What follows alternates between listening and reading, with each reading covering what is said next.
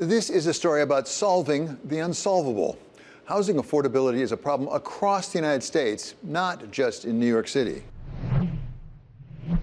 It is nearly impossible today to find affordable housing in New York City. We face one of the most severe housing crises in American history. But there's one major U.S. city that appears to be making real progress when others are struggling. Austin, Texas, once called Waterloo, a city that built its reputation on opportunity for the settlers of the Republic of Texas, and now for musicians, for entrepreneurs, and for young families. Everyone seems to have a theory about what makes this city so special, and naturally, so too does its mayor, Kirk Watson. We're a very fortunate place in that the creativity and the innovation and a lot of the things that has made us successful arises out of what I consider to be a fountain of youth. Those universities every year bring thousands of young people with new thinking and new ideas, new music, greater diversity, all of the things that make the city pretty special. And then what happens is after about a year or so, they all say, ooh, I never want to leave. But as the pandemic fueled remote work and companies moved to Austin, there was an influx of new residents, pushing the housing market to the breaking point. Rents jumped roughly 25% in a single year, one of the biggest increases in the nation. Take us back to the time coming out of the pandemic when you were taking a second run at being mayor of Austin. What was the housing situation in Austin at that time? Well, the housing situation was one that was pretty dire because of Austin's rapid growth and supply and demand. We were about 15% above, I think, the national median or national average on what it costs to live, to rent in Austin, Texas. We knew that our affordability had become a really bad issue. So Mayor Watson turned to one of the oldest rules in economics. When demand is rising fast, look for ways to increase supply. The programs really started with a couple of pretty basic thoughts. One was we needed to address red tape. We needed to get out of our own way. And in fact, what I did is we partnered up with McKinsey Consulting. And they came in and did a top to bottom, soup to nuts review of our site planning process. The city itself was adding about $10,000 a month to the cost of a single family home. And it was causing more than $500,000 a month to multifamily. Well, you can't, out of one side of your mouth, say you're for affordability, and out of the other side of your mouth, be getting in the way. And then, of course, the second big area is land use itself and how we make it so that people can use the land and build what they need to build. On the question of land use, what reforms did you enact? I suppose this is in terms of things like density. Yeah, density is one of the big ones. I guess the way I would approach this is I would start with density in the sense that single-family zoning really allowed for one unit on a single-family zoned lot. We came in and through what we called our home initiative, we changed that to allow by right 3 units on even a single-family zoned lot. And then the second thing we did is, again, this will help with density. What we did is we changed the minimum lot size. In Austin, our minimum lot size when I came into office was 5,750 square feet.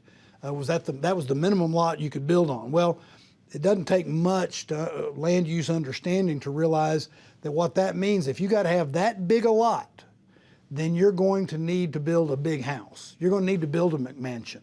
That's the only way it makes any sense.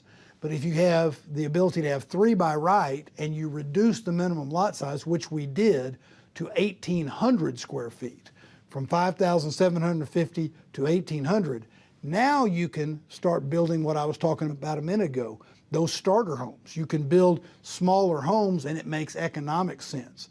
The market can react to that in an appropriate way. The city of Austin took a range of actions to deal with local regulations and restrictions. But what can lawmakers do in the rest of the country? Congress recently enacted the 21st Century Road to Housing Act to try to address affordability. But some question whether it goes far enough. Tom Shapiro runs GTIS, which develops residential and commercial real estate across the country and abroad.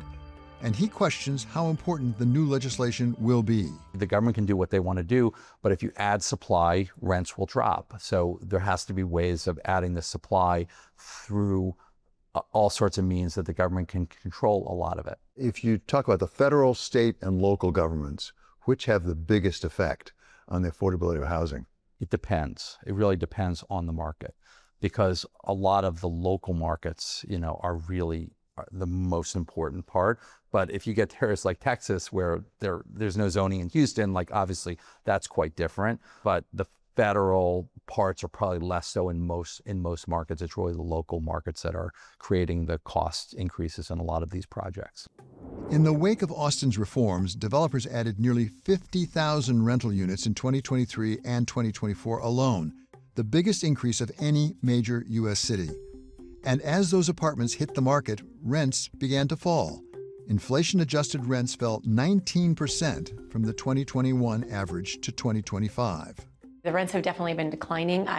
Personally, anecdotally, in some of our places, the rents are down 20%. Austin real estate broker Jen Burbis has a front row seat to the changing dynamics of Austin's housing market. There are something like 50% of the units have turned over this last year, which is the highest number in the entire country. I thought that was astonishing. If you can think about that, 50% of the renters in Austin moved this last year. But for builders, the swing away from scarcity created a different set of pressures. More supply, lower rents, and a tougher equation for new projects. It's cyclical like anything else, right? Effectively, really what builders are doing is a form of arbitrage. And they have their land cost, their build cost, then they have their margins, and then what they can rent things for.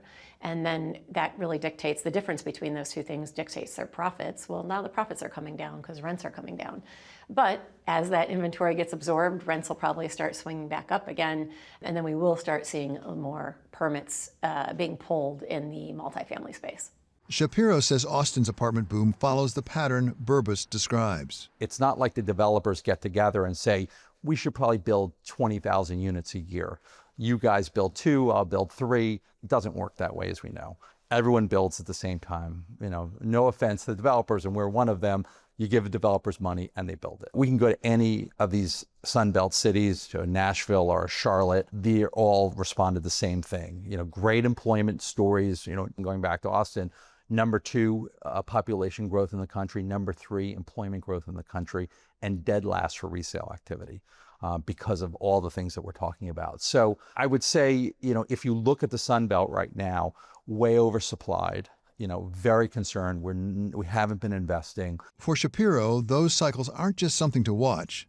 They can present an investment opportunity. What are some areas where the reverse has happened, where there's just not enough supply, which is really driving prices up and addressing that affordability issue? We fundamentally believe that San Francisco is recovering and the market is just soaring right now. So you're able to buy buildings at half a replacement cost, so you're not going to see construction for a while. So when you talk about affordability, it has been affordable, it's about to be less affordable, and then we'll start to see units start to deliver.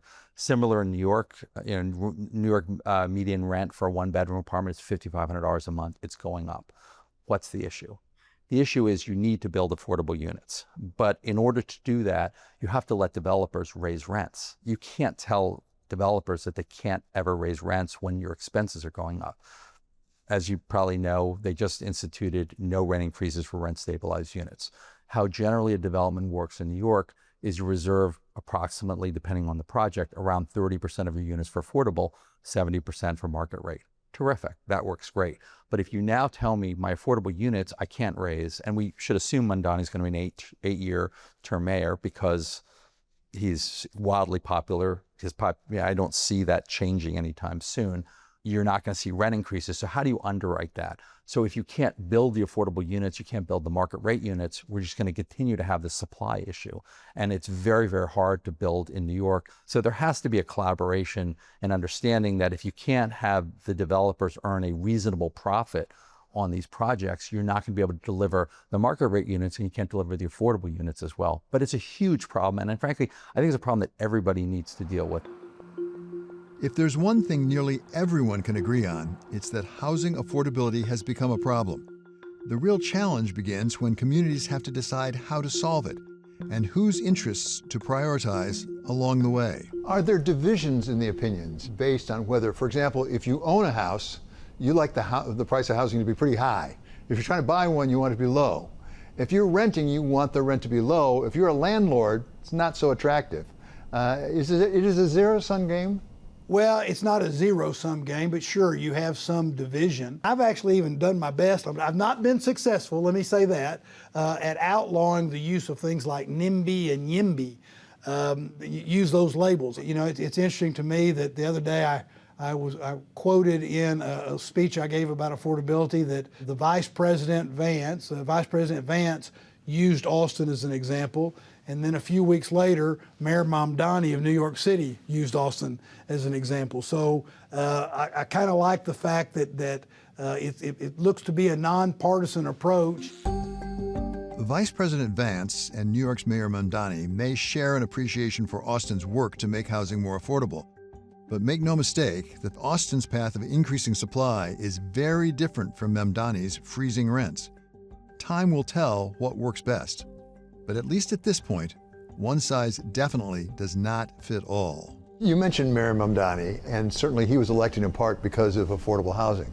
Did it ever occur to you, did anybody propose, maybe we should just limit how much you can charge for rent? Do it the other way around. Don't provide more supply, just really go at the price. Well, I live in Texas, and that was not an option.